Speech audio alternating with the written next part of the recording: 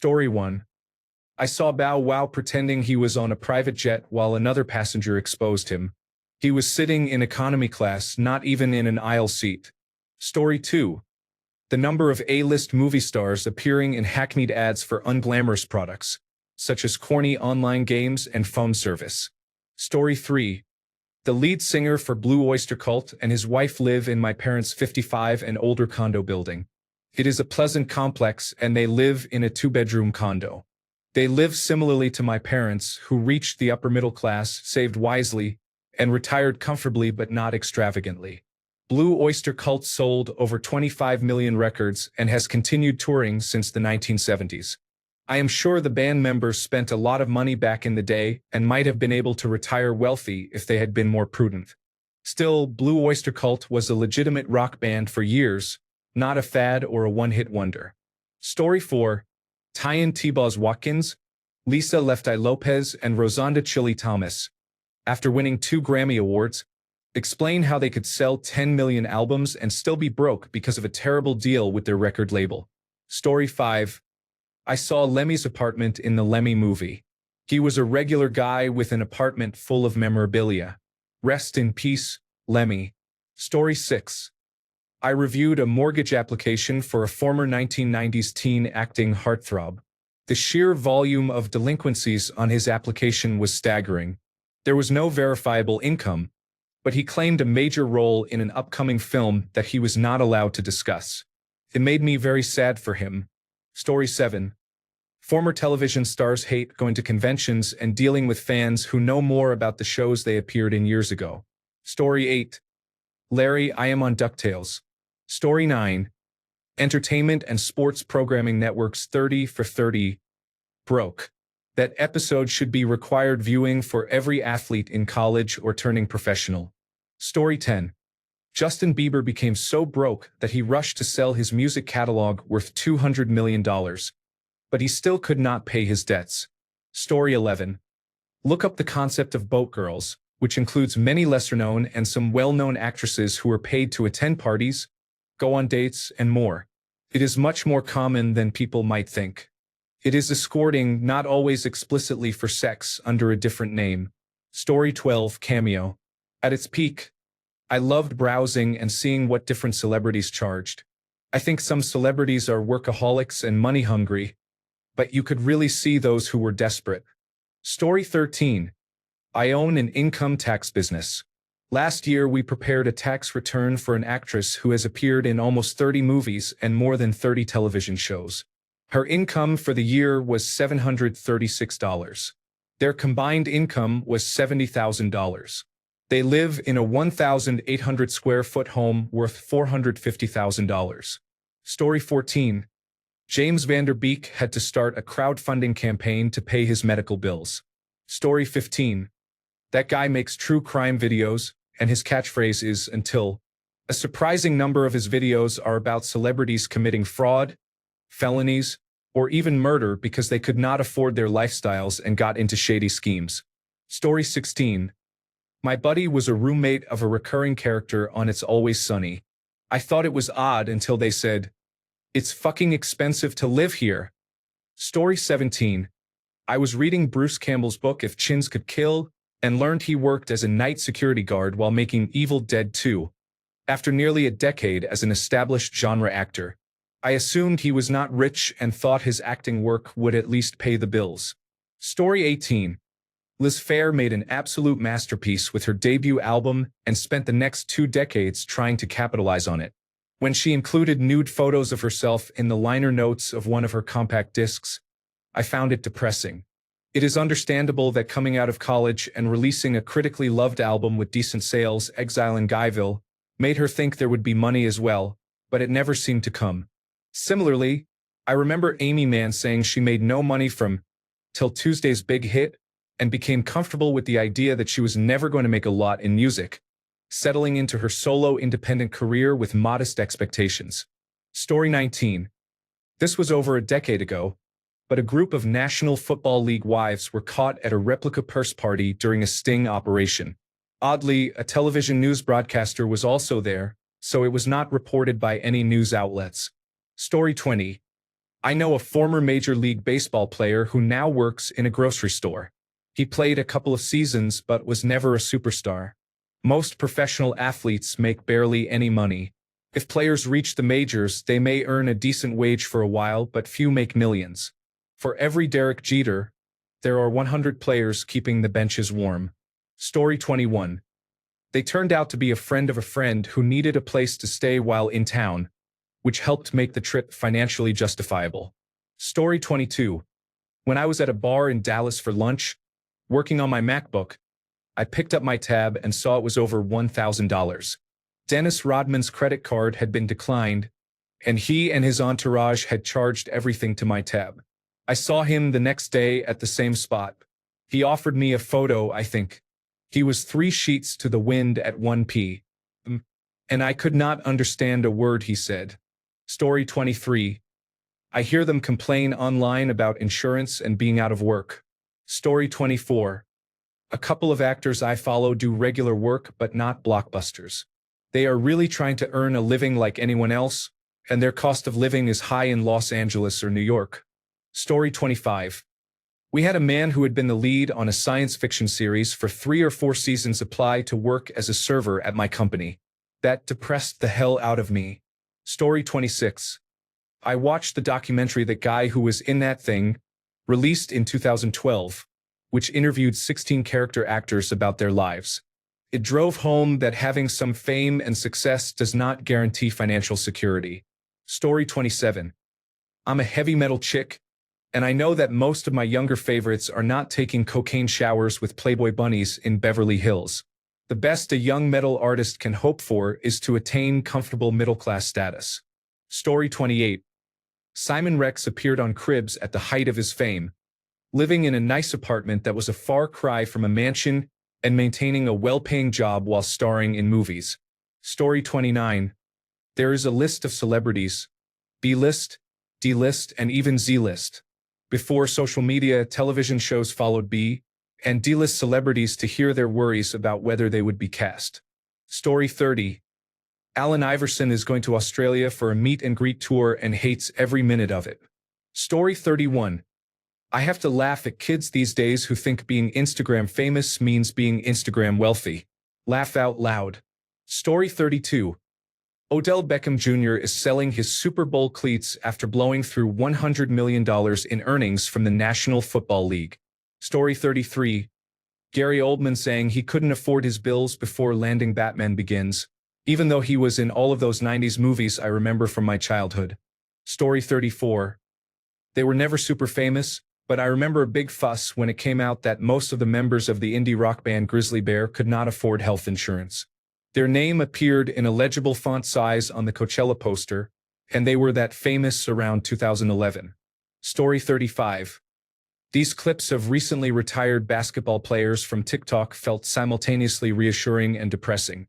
Story 36. Hello, I am a low-level, fledgling actor.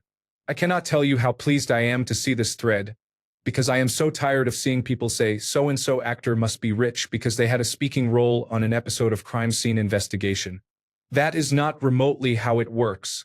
When you are at a low level like me, the hierarchy of compensation for jobs goes like this. 1. You may have to pay us to be in our work. The theater world is particularly guilty of this. 2. We will not pay you. If you are lucky, we will compensate you with meals, copy, and credit. 3. We will pay you a small amount, for example $30 for 8 hours of work, and we may take our time sending that payment. 4. We will pay you minimum wage. 5. We will pay you more than minimum wage. Now think about all of those types of jobs someone has to do before gaining a modicum of success in the acting world. Just some food for thought the next time you see an actor being lambasted for making too much money. Story 37. When I read an article about a homeless celebrity, I often think about how some celebrities' families steal their money. Many instances of this have occurred, especially with child actors. Story 38. The economics of entertainment can be ridiculous.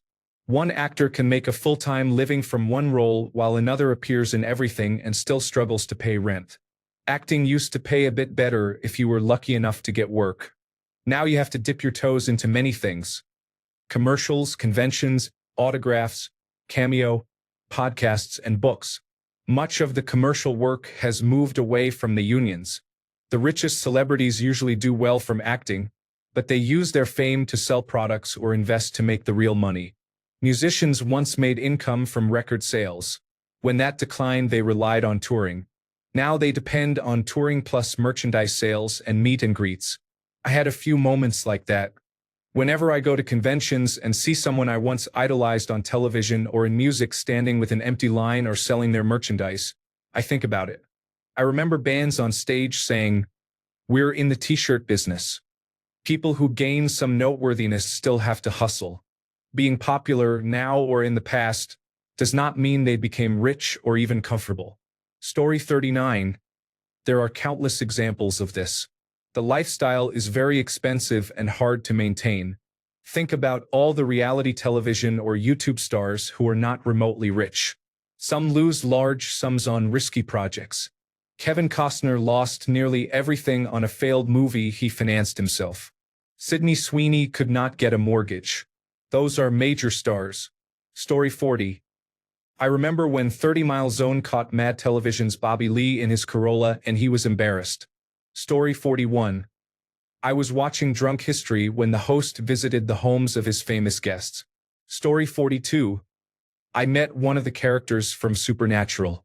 Their car bumper was held on with duct tape. Story 43. Mo Tucker of the Velvet Underground, one of the most influential bands in modern music, worked at Walmart a decade or two after her most influential album. Story 44. I read an article about Master of Ceremonies Hammer filing for bankruptcy. It blew my mind.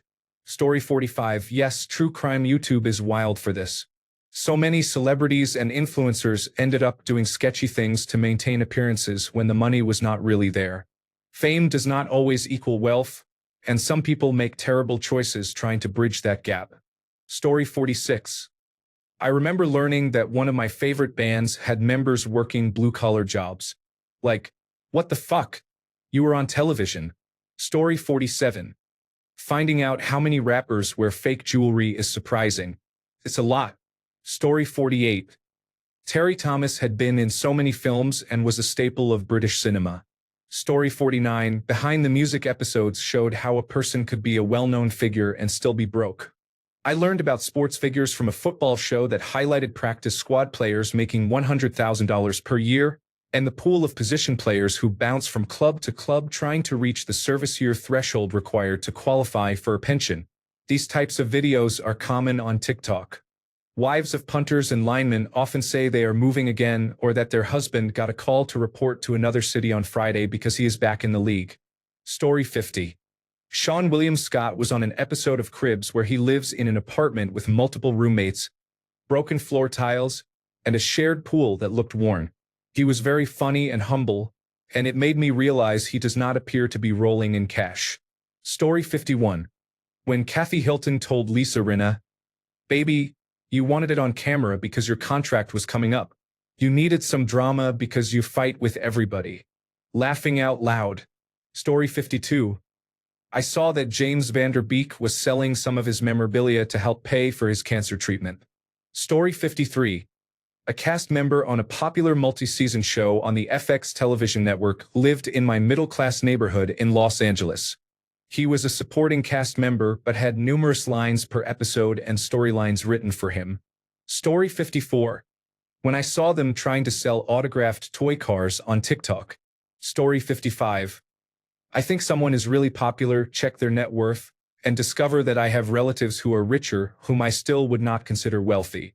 Story 56. Fame does not equal financial literacy or being a knowledgeable investor. Story 57. When I received a small amount of recognition, I realized how many people assumed I was rich. Being known is not the same as being paid. Story 58. I remember reading an article about Ed Begley Jr. A few years after he finished his role on one of the most-watched television shows, which had Emmy nominations. He was living in an ordinary house, had trouble with people bothering him for attention, and drove an older car. I know that now he is an environmental activist who advocates reduced consumption, but my memory is that this may have been inspired by his ability to survive Hollywood dry spells. I work in litigation and once did a class action on television writers. One of the results of our research was that a typical television writer generally never works in television again. A Chuck Lorre type of repeated success is an exception rather than the rule. Story 59. Pendleton Ward, creator of Adventure Time, returned to the apartment he shared with his roommate after attending a drink and draw.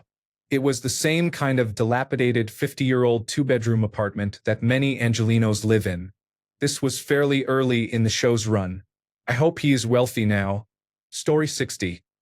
Naomi Watts was evicted from her apartment after Mulholland Drive finished filming and lived with Nicole Kidman for a while. Story 61. David Cassidy was sleeping on a friend's couch for weeks before his death. He was one of the biggest stars of the 1970s. Story 62. I think it has been pretty evident for a while that fame is only part of the equation. Money management, proper representation, fair contracts, reasonable spending habits, your shelf life as a celebrity, and so on.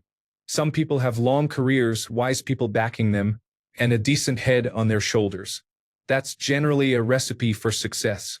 Those who are getting screwed by management, bad contracts, substance abuse, or personal issues are more likely to fail. Watching work prospects and money disappear can certainly affect your quality of work and set you back in terms of landing jobs. Of course, none of this is easy. Good people can get screwed, and terrible people can have prosperous careers. Fundamentally, a lot of it comes down to discipline, humility, having good people to guide you, and luck. Luck is always the wild card. You can have someone like Macaulay Culkin who stars in one massive movie and earns residuals for a long time if negotiated correctly. Or you can grind away for decades and have little notoriety or success to show for it. Story 63. When I say dead, I mean someone who was once very popular, but has not been seen in the public eye for about 10 years. Many stars from the 1980s and 1990s made a few films, were briefly popular, and then disappeared. You hear about them now. Some are doing well, but most work low-end jobs and are barely making ends meet. Story 64. When they post cryptocurrency or non-fungible token scams to make a quick buck. Story 65. When Bow Wow flew commercial but pretended it was a private jet. Story 66. David Krumholtz recently posted on Instagram that his day job is as a pedicurist. I thought, wow. After decades of working in television and movies, he still has a regular job. Story 67. I think it was Music Television's Cribs or a similar show, and they featured the cast of Jackass. They were by far the poorest people on that show. Chris Pontius was living out of his truck, and another member was sleeping on a mattress in a basement. It was sad, and this was when they were at the height of their fame. Story 68. I was surprised to see that the woman who covered the old song Voices Carry was working as a maid in Portland a few years ago. I hope she is okay. She used to be on music television sometimes. Story 69. I read a celebrity net worth estimate of $10 million for someone I knew to have a net worth of about $1,000. Some of those services assume, for example, that all people with certain job titles have a lot of money. This is not necessarily true. Story 70. In his memoirs, Patrick Stewart says that although he has done well, he once rented a room above a man's garage while filming the first season of Star Trek: The Next Generation. Armin Shimerman, who played Quark on Star Trek: Deep Space Nine, has mentioned on social media that he lived in a small condominium in Los Angeles. Story 71. I used to deliver pizza to Phil Green. He has worked with everyone from the Grateful Dead to Boston. He has about 25 platinum records. He is essentially a shut-in who lives in a shady, pay-by-the-week motel. Story 72. I know a few. One of them told me that when she was on the New York Times bestseller list, she earned about $15,000 that year and still had to keep a full-time job to support herself. Sometimes when you're writing, singing, acting, or otherwise working under a contract with a major distributor, you receive pennies on the dollar in remittance. Ask Salt and Pepper. Story 73. I think the first time it really struck me was when Kesha was struggling to afford legal fees in her fight against Dr. Luke. Story 74. Cameo. I get that it's easy money for a few minutes worth of work, but I assume that for many of the people on there it still wasn't worth their time. Story 75. Many years ago, I read an article about actors from iconic sitcoms in the 1950s and 1960s. Most did not get rich. They were essentially gig workers. Buddy Ebsen of the Beverly Hillbillies had a daughter who said when her father was working they ate steak, and when he was not working they ate tuna casserole. There were no residuals then. Story 76. In the Hollywood Reporter, Sydney Sweeney was quoted in a piece widely reported as, "Sydney Sweeney can't afford to take 6 months off. If I wanted to take a 6-month break, I do not have income to cover that," she says. "I do not have anyone I can turn to pay my bills or call for help. Surely home box office paychecks afford a lifestyle immune from rising gas prices? They do not pay actors like they used to, and with streamers you no longer get residuals," Sweeney notes. "The established stars still get paid, but I have to give 5% to my lawyer, 10% to my agents, 3% or something like that to my business manager. I have to pay my publicist every month, and that is more than my mortgage." It is not that she wants people to feel badly for her, but she is adamant that the luxuries of the job not gloss over the realities of the business. To stay relevant as a young actress, particularly one so deeply entrenched in and reliant on the internet generation, requires investment. There is a lot of press to do, and the associated costs, styling, tailoring, hair and makeup, travel, are not always covered by a network. She says this is what motivated her pivot into brand deals, taking gigs as a Mio Mio ambassador and starring in an Armani beauty campaign. "If I just acted, I would not be able to afford my life in Los Angeles. I take deals because I have to." Story 77. They all live in Hollywood, so their money gets them much less than it would anywhere else in the world. Story 78. Formerly mega-famous actors who will do anything except turn down a role, no matter how low-budget the production. Bruce Willis in his later years, Nicolas Cage, and Liam Neeson come to mind. Then there is the story of Gary Coleman. I grew up in the 1970s. In the late 1970s, Coleman was the biggest celebrity on earth. But there were few, if any, protections for child actors back then, and his parents and managers took it all, millions of dollars. By the time he was old enough to sue for it, it was gone anyway. Roles dried up because while he remained short, he stopped being cute. His medical expenses piled up, and he vanished until he was seen working as a security guard in a supermarket. It is not about what you make, it is about where it goes.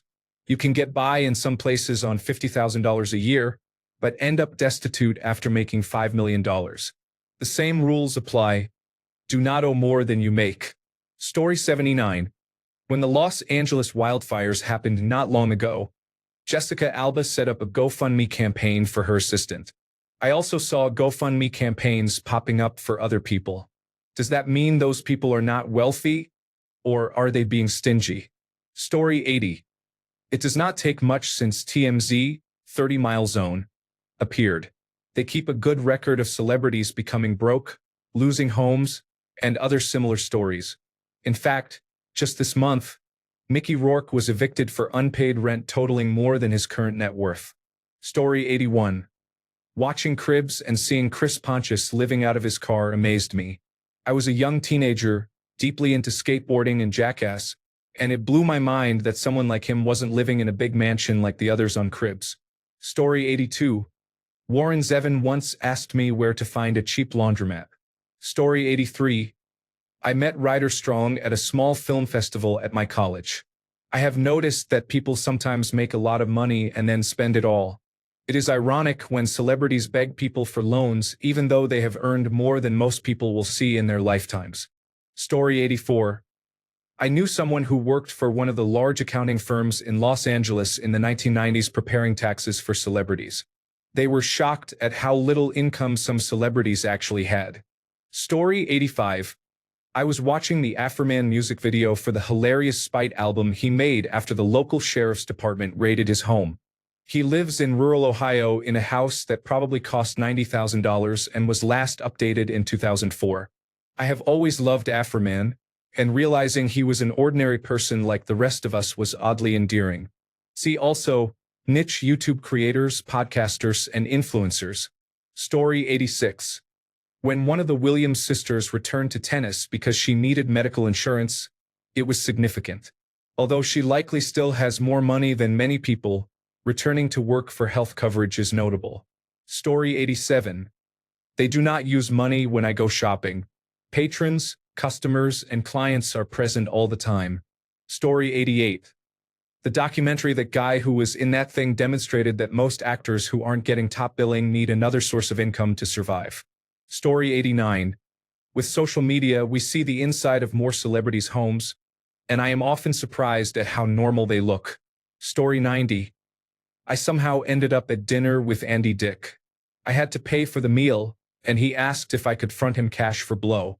Story 91.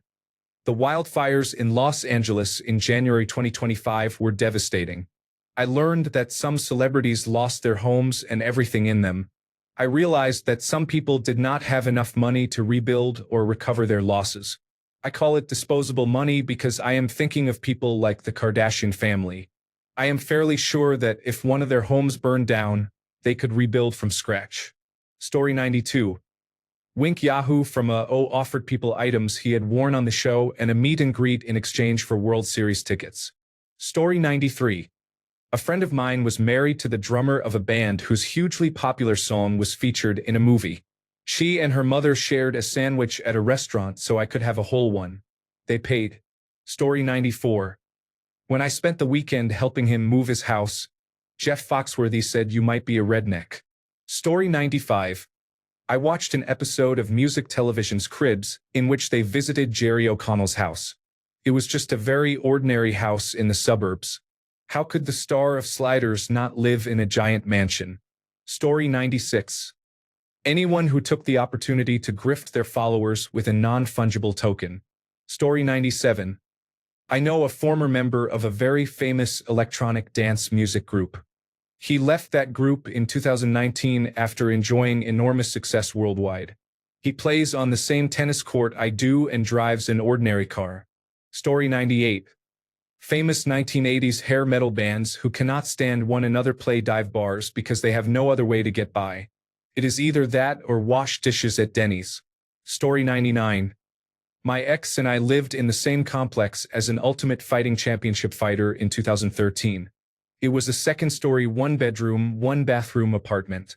He wasn't a champion or anything at the time, but it just sucked that he was selling pay-per-view events, getting his face busted, and living in the same building as a couple of 20-something food servers. Story 100. When celebrities began appearing in commercials for pharmaceuticals. Story 101. Idris Elba keeps making career choices that make me think he has an insane number of secret families, babies, and non-disclosure agreements to cover. A gold industry-sponsored documentary? A He-Man movie with a sexual predator in the cast? Enormous potential, extremely confusing career path. Story 102. Reality shows such as Bling, the Housewives series, and Selling Sunset are likely for promotion, yet we still watch people showcasing a single car, a designer bag, or rented items. Why would you agree to do something like this if you were rich? Story 103. Learning almost everything is rented or borrowed. Don't go broke proving to others you have money. Story 104. I feel that being rich from a middle and lower class perspective isn't real. I'm not completely certain, but while wealth provides security and luxury, people from the middle and lower classes often have a fantastical view of it that doesn't match reality. Story 105. Whenever they take on a project, Nicolas Cage comes to mind. Story 106. I don't remember who the celebrity was, but back when music television's Cribs was on, they showed this guy's house. It was just a regular rundown two-bedroom, single-story home. I think our little two-bedroom is better than that celebrity's house. Story 107. Living in Los Angeles. Recognizing someone you have seen on television working another job. Story 108. I have worked with a fair number of celebrities, and I would say that, outside of A-list and household name types, most of them are not especially wealthy. They are usually doing fine overall and have fairly comfortable lives, but they are still in a position where they must take any work that comes along. The main issue is that the industries that create celebrities tend to be fickle and difficult to navigate. You might have a couple of good years, even a run during which you earn a lot and do very well, but then it can dry up and your income can drop significantly. Story 109. When I was a kid, a well-known professional wrestler was part of my family. I did not just learn that some celebrities were not rich. I learned that being determined and trying again and again does not always lead to success. I learned that some glorified celebrities were absolute jerks who used their coworkers as steps to get to the top. I learned that telling the truth about the wrong those people did could get you ostracized and vilified. I learned that some people who deserve success will never get it, while those who do not probably will. I learned that very large men might drive Yugos and carry toy poodles. They might have workout equipment in dining rooms and leave television remotes in the refrigerator. They might be afraid to go out in public, even in a small town where everyone left them alone, yet they might still show up at your graduation. It is still unfair and makes me sad. Thanks a bunch for sticking around till the end of the video. Remember to subscribe, and until next time, stay awesome and goodbye.